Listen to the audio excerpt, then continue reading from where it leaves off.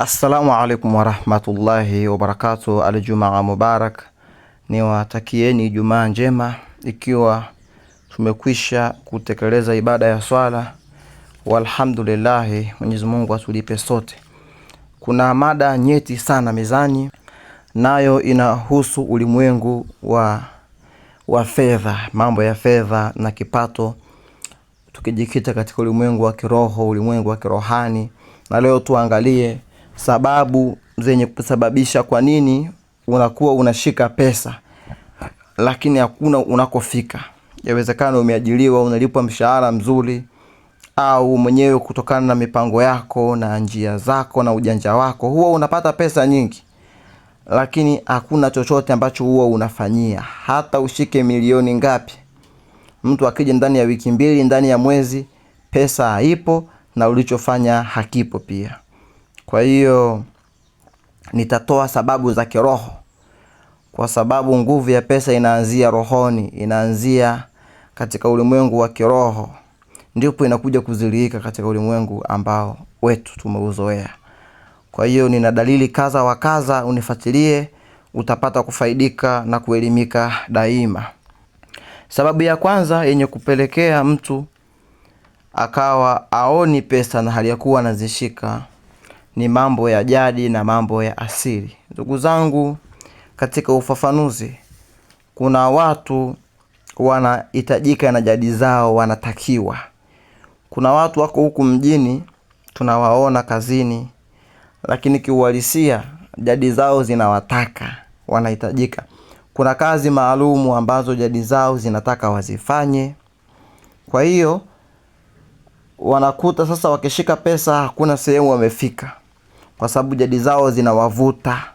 Ni kana kwamba hata atakapongangana kwenda mbele, kama kuna kitu kinamvuta nyuma. Kama kuna kitu kinamvuta nyuma. Kwa hiyo unakuta mtu kama huyu ni ngumu sana kufanya mambo ya maendeleo, au hata ukimpa mabilioni hatofika popote. Hata awe analipwa milioni kwa mwezi, yule anayelipwa 5,000 atampita kwa maendeleo na mafanikio, na yeye zile pesa hamtaona nini kafanya.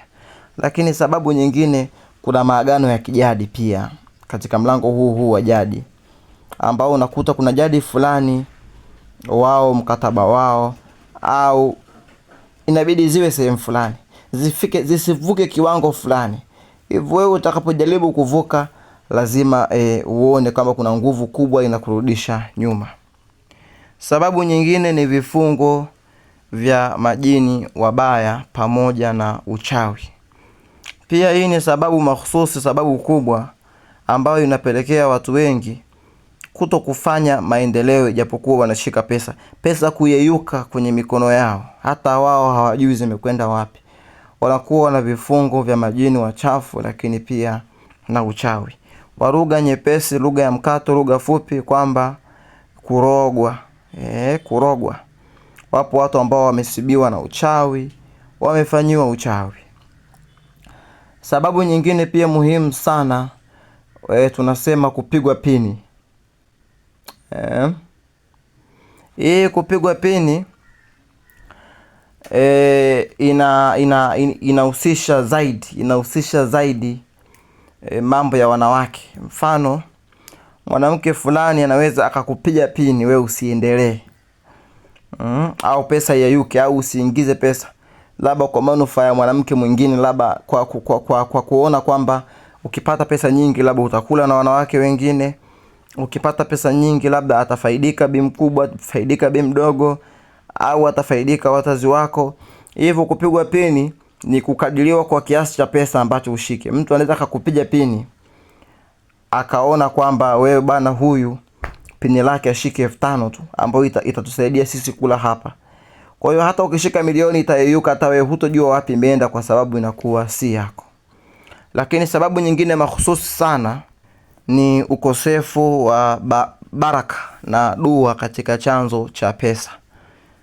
Inawezekana ikawa chanzo ulichoipatia hiyo pesa hakina baraka, wala hakina dua, wala hakina kheri. Kwa hiyo hata pesa yake pia haitodumu. Ni sawa sawa unakuta wewe ni mtu mzuri wa kisharifu, lakini unapata pesa kwa njia za umalaya labda, au unapata pesa kwa njia za kudanga, unapata pesa kwa njia za pombe ba, pesa ile kwako haitokufidisha. Hata walimu wako wanaweza kuwa ni sababu ya wewe kuzuia usifanye maendeleo yoyote kutokana na ile pesa haramu. Kwa hiyo moja kwa moja kwamba ukosefu wa baraka katika chanzo cha pesa pia ni chanzo cha mtu ile pesa akiipata isifike popote. Pana mtu mwingine mali yake ya mikosi, mali yake ya matatizo, hivyo hata pesa yake pia inakuwa haiko sawa. Ndio utaona kuna baadhi ya kazi watasema hizi kazi zina laana, hizi kazi ziko hivi. Mfano wa kazi, watu wanazungumzia kazi za udereva wa malori. Mara nyingi, asilimia nyingi nimeona mimi pia madereva wa malori unakuta hawaendelei. Mara nyingi hawaendelei, yani maisha yao, mtu anafanya kazi miaka 20 lakini hali yake taabani. Mara nyingi unakuta yule mmiliki wa yale malori ana mambo yake mwenyewe, anaenda kinyume kupata hizo mali zake, hivyo hata mali zake zinakuwa zinakosa baraka. Lakini kuna mtu mwingine yeye mwenyewe anapata pesa kwa kumwibia bosi wake, anapakia mizigo mingine, anaiba mafuta, hivyo chanzo kile cha kupata pesa kinakuwa hakina baraka, hata pesa yake inakuwa haina baraka. Nyinyi hamjaona kwamba sisi wazazi wetu zamani waliishi kwa pesa ndogo tu? Mtu analipwa 1000, mtu analipwa 10,000, 15,000, lakini familia yake inakula na hakuna siku mnalala na njaa. Kwa nini? Kwa sababu pesa yake ina baraka. Hamkuona leo hata mashambani, mashamba hayatoi mazao ya kutosha kwa sababu unakuta mashamba yana baraka. Mashamba haya watu wamezulumiana mipaka, waweza kumuibia mwenzako eneo lake hata hatua moja, ile shubaka ile kiatua kidogo, kumbe unakosesha baraka. Shamba lako linakuwa halina baraka, hivyo linashindwa kutoa mazao mazuri. Asbab nyingine yenye kusababisha watu pesa ziwayayuke ni kuto kuzingatia fadhila na sadaka. Fadhila na sadaka wengi hawazingatii. Kuna watu wamesaidika na wanawake wao, wamekutwa dhofu la hali, hawajiwezi, hawana mbele wala nyuma, hawana hili wala lile. Wale wanawake wakawashika, wakawaogesha, wakaonekana mjini, wakawashika, wakawafundisha kupiga mpaka mswaki, wakakaa vizuri, wakanyookewa na mambo yao, wakawa na fedha. Lakini hufika mahala wakawasahau wale wanawake, wakawasahau. Kwa hiyo pia kukosa fadhila pia kunaweza kukasababisha kuyayuka kwa pesa. Ukawa unapata mapesa mengi lakini maendeleo ni machache, tofauti na yule anapata pesa kidogo lakini faida inakuwa kubwa, zile fawaida zinakuwa nyingi. Kwa hiyo pia tukumbuke fadhila, tukumbukeni hisani.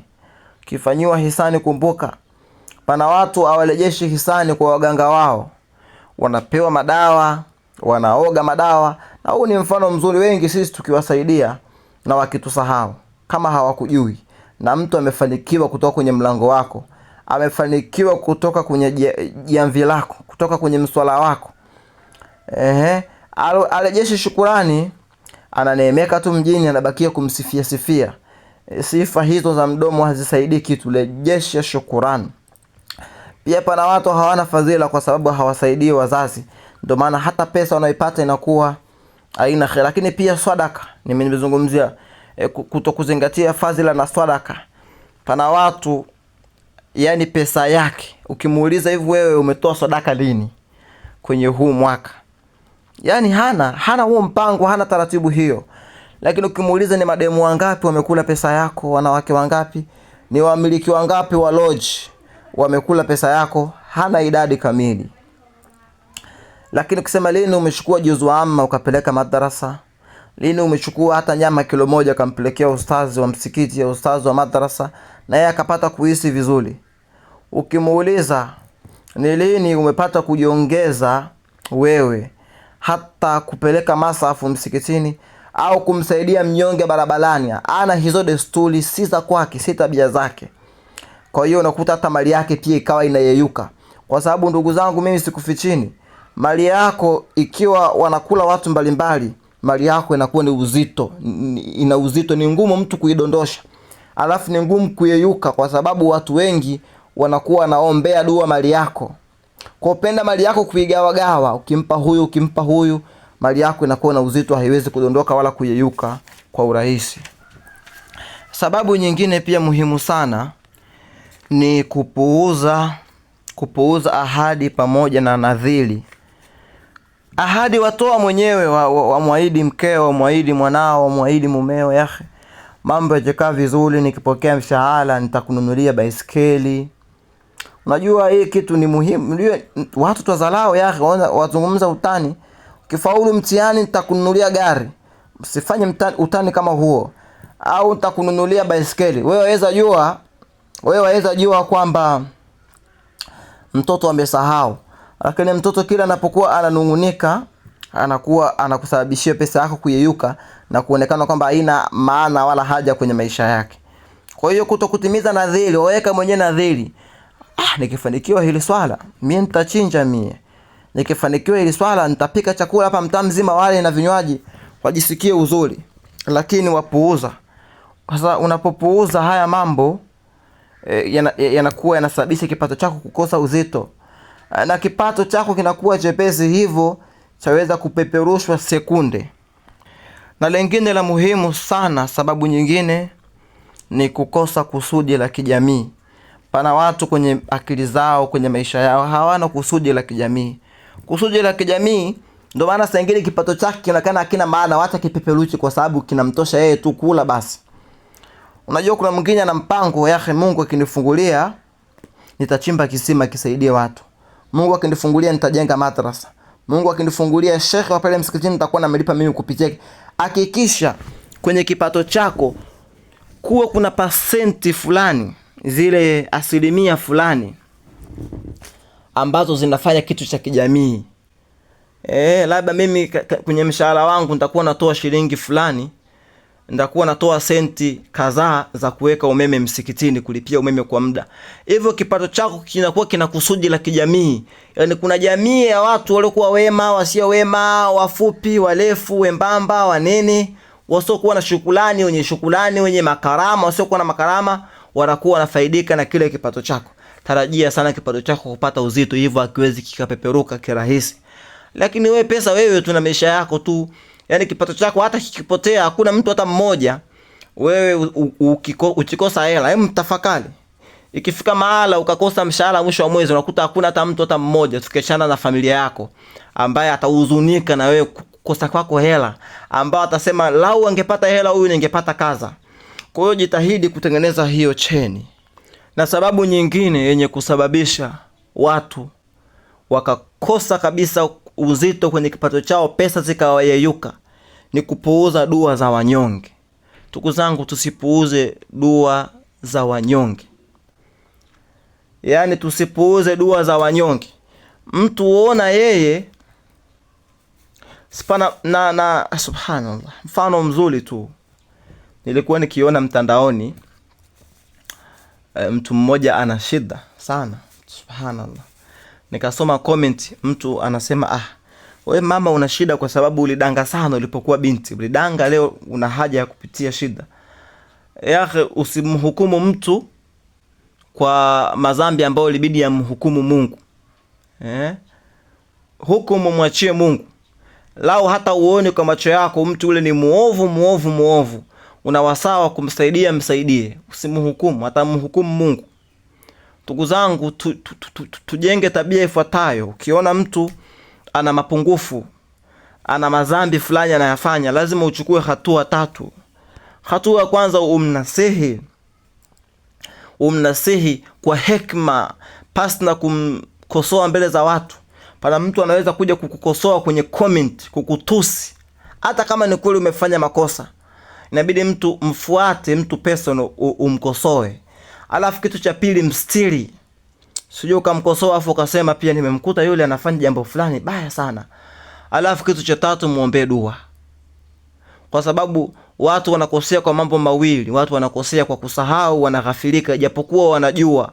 na kuna wengine wanakosea pia kwa ujinga, kwa kutokujua. Ni sampuli mbili, mtu anakosea hajui kama ni kosa, na mtu anakosea kwa sababu amesahau. Kwa hiyo ndugu zangu, tushikane katika hayo. Kwa hiyo tusipuuze dua za wanyonge. Mtu huona kama ni jambo la kawaida, ni jambo la kawaida mtu mnyonge kumsaidia chakula na akasema shukran lak, akakushukuru, basi kufanya vile ni khairu, ni bora sana kuliko kwenda kumsaidia mtu ambaye labda ni alim sana, ana dini sana, anaweza kuunganisha alifu nyingi akakuombea dua. Bora ukamsaidia mnyonge akakuombea dua kwa Kiswahili, hata kafiri ukamsaidia, si kwa Muislamu, ukamsaidia akasema asante, Mungu akubariki. Inaweza kawa ni bora kama shukrani yake itakuwa imetoka ndani ya mishipa ya moyo ndani. Kwa hiyo tusisalau dua za wanyonge, na nataka tuweke ratiba kila at least kwa mwaka mara moja kwenda kuona watoto yatima. Kama sisi ambao pia taasisi ya Al-Habibi Islamic Foundation tumeweka kwa mwaka mara 2 at least kuona yatima na kuwapa chochote. Lau hata pesa zikosekanike, bora tukakope, lakini tufanye hivi. Siku moja kawachukua watoto 2 watatu ambao unahisi watoto nikifikiria hawa ninavyoona wajewe kula biliani hawa kutokana na hali za kwao. Hawajui biliani ina rangi gani, au pizza ina rangi gani, au baga. Wachukue wale 2 wapeleke sehemu restaurant wanunulie. Usizalau zile dua za wanyonge. Ufikiria shekhe mpaka dua lako mtu akuombee mpaka hawe kavaa kanzu ya 200,000, awe kavaa kanzu ya milioni 20 ndio kwamba dua lake litajibiwa? Hapana. Yule shekhe wa madrasa mnyonge, mfuate yule mkirimu, atakufanyia dua na inshallah Mwenyezi Mungu atakusahilishia. Kipato chako kitakuwa kina uzito, kwa sababu pesa yako ukikosa kutakuwa kuna machozi ya watu wengi, na hususan unakuta ni watu wanyonge. Hivyo Mwenyezi Mungu atakuinua haraka sana. Kwa haya machache, Mwenyezi Mungu atusamehe pale ambapo tumeteleza, atusamehe tulipokosea kwa kujua, atusamehe tulipokosea kwa kusahau, atusamehe tulipokosea mchana, tulipokosea usiku na jioni. Kadhalika Mwenyezi Mungu atusamehe tulipopuuza wanyonge. Kadhalika Mwenyezi Mungu atusahilishie mambo yetu, atupatie kila siku kama vile ambavyo anawapa wengine ambao wanamuaswi au wanamcha sana. Kwa haya machache, minal ladhina yastami'una alqawla fayakhtabuna ahsana, walhamdulillahi rabbil alamin. Al-Habibi Yahya, ma'assalam wa jazakumullahu khair.